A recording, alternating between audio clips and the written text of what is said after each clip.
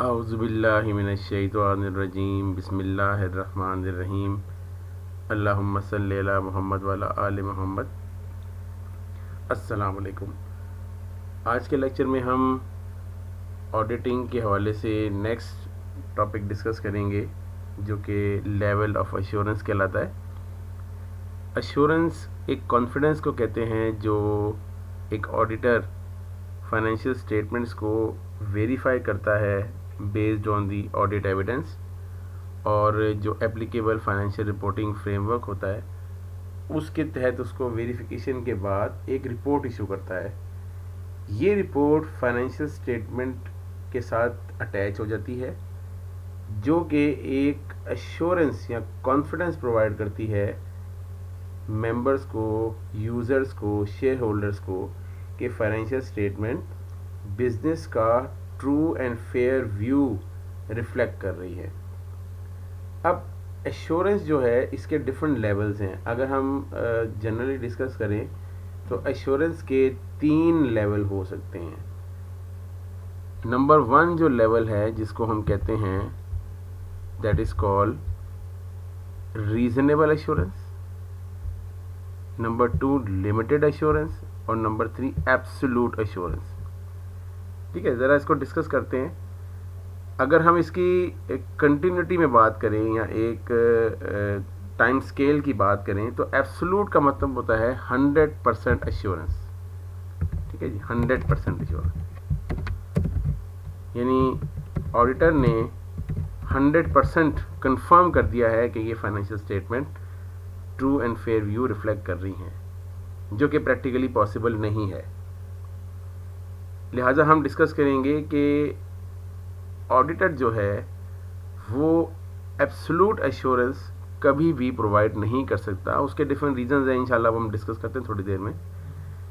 Auditor जो है वो रीजनेबल एश्योरेंस प्रोवाइड करता है। ठीक है, अब रीजनेबल एश्योरेंस का मतलब ये होता है कि एक रीजनेबल लेवल तक, एक अप्रोप्रिएट लेवल तक और एक हाई लेवल तक एक कॉन्फिडेंस प्रोवाइड करता है, जो कि 100% नहीं होता, उससे थोड़ा सा बिलो होता है, लेकिन ये एश्योरेंस प्रोवाइड की जाती है ऑडिटर की तरफ से। तो लेकिन कुछ हालात में लिमिटेड एश्योरेंस भी प्रोवाइड की जाती है। लिमिटेड एश्योरेंस से मुराद ये है कि उसमें कुछ लिमिटेशंस लगाई जाती हैं, यानी वो उसका लेवल एब्सोल्यूट एश्योरेंस से भी लो होगा और रीजनेबल एश्योरेंस से भी लो होगा। यानी अगर हम इन कंटिन्यूम की बात करें तो कंटिन्यूम में पहला जो लेवल है वो लिमिटेड एश्योरेंस का आएगा, उसके बाद हाई लेवल चला जाएगा वो absolute assurance, sorry reasonable assurance, और फिर एब्सोल्यूट एश्योरेंस। इसको ज़रा हम डिस्कस कर लेते हैं। अगर हम कंटिन्यूम की बात करें तो नंबर 1, नंबर 2 एंड नंबर 3 पे अगर हम बात करें तो ये तो हमने डिस्कस किया कि 3 या हाईएस्ट लेवल जो है वो एब्सोल्यूट एश्योरेंस का है, जो कि 100% होती है। जो बिल्कुल लो लेवल एश्योरेंस है वो लिमिटेड एश्योरेंस कहलाती है,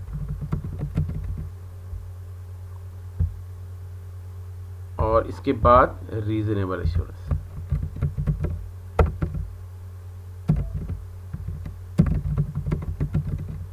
ठीक है, तो बेसिकली जो ऑडिटर है वो रीजनेबल एश्योरेंस प्रोवाइड करता है, और यही इसी मकसद के लिए जो लॉ है उसने भी रीजनेबल एश्योरेंस प्रोवाइड करने के लिए ऑडिटर को इंस्ट्रक्शंस दी होती हैं। तो चलें इसको डिस्कस करते हैं। बहरहाल के रीजनेबल एश्योरेंस क्या होती है, इसको पॉजिटिव फॉर्म ऑफ एश्योरेंस भी कहते हैं। It is a high level but not absolute. ये पहले से आइडेंटिफाइड है, जो हम डिस्कस कर चुके हैं कि एब्सोल्यूट नहीं है।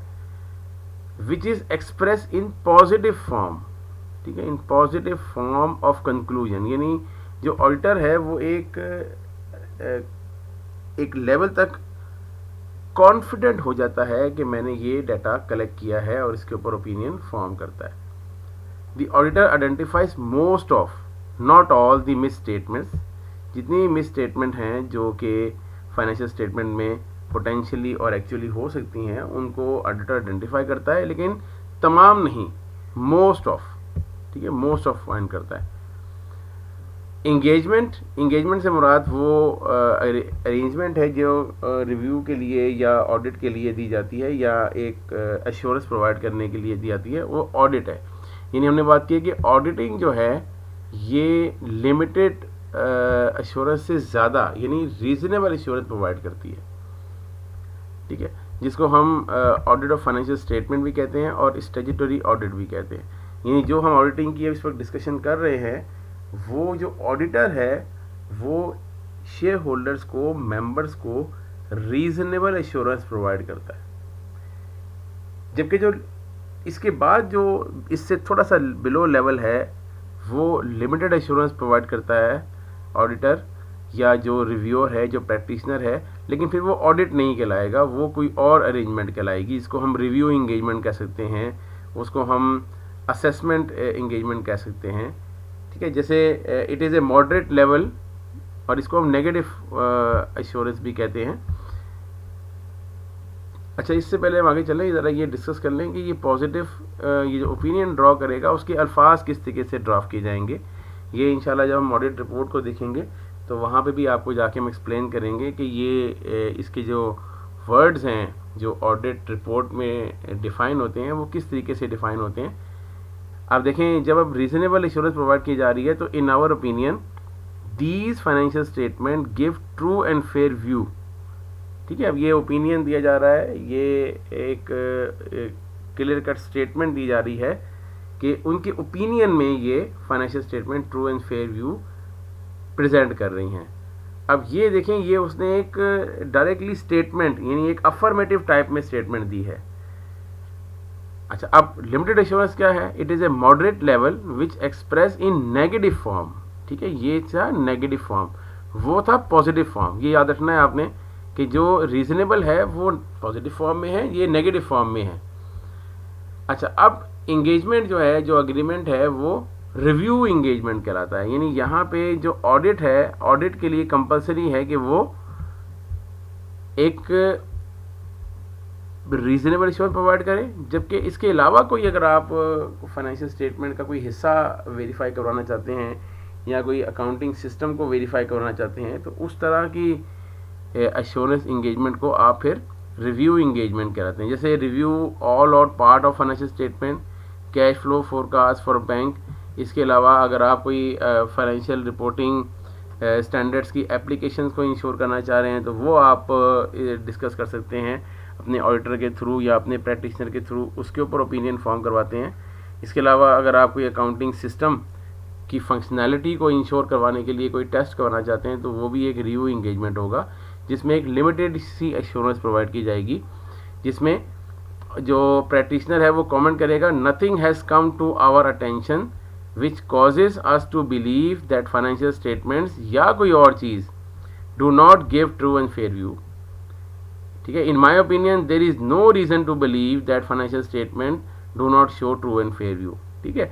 अब यहाँ पे एक देखें नेगेटिव वर्ड उसने एक यहाँ पे ड्राफ्ट किया हुआ है, नथिंग की फॉर्म में और नो रीज़न टू बिलीव की फॉर्म में। तो ये दो तरह की एश्योरेंस लेवल्स होते हैं जो कि एक प्रैक्टिशनर प्रोवाइड करता है। यहाँ पे इसको डिस्कस करने का मकसद ये है कि जो ऑडिट की एक्टिविटी है वो रीजनेबल एश्योरेंस के साथ अटैच है, ठीक है। जो हम फाइनेंशियल ऑडिट या एक्सटर्नल ऑडिट की बात करते हैं, ये हम रीजनेबल एश्योरेंस प्रोवाइड करने की या रिसीव करने की बात कर रहे होते हैं। लिमिटेड एश्योरेंस भी प्रैक्टिशनर कुछ एरियाज़ में प्रोवाइड करते हैं, लेकिन फिर वो ऑडिट नहीं कहलाएगा, वो रिव्यू इंगेजमेंट कहलाएगी और वहाँ पे ओपिनियन देने का अंदाज नेगेटिव फॉर्म के अंदर होता है, उसका स्टेटमेंट नेगेटिव फॉर्म में होता है, ठीक है। तो ये चीज़ बड़ी इंपॉर्टेंट है। नेक्स्ट लेक्चर में इंशाल्लाह हम डिस्कस करेंगे कि एब्सोल्यूट एश्योरेंस क्यों प्रोवाइड नहीं की जा सकती, उसके क्या रीजंस हैं और क्या what are the factors that जो रिस्ट्रिक्ट करते हैं ऑडिटर को to provide the reasonable assurance या एब्सोल्यूट एश्योरेंस। तो उस वक्त तक के लिए अल्लाह हाफिज़, अस्सलाम।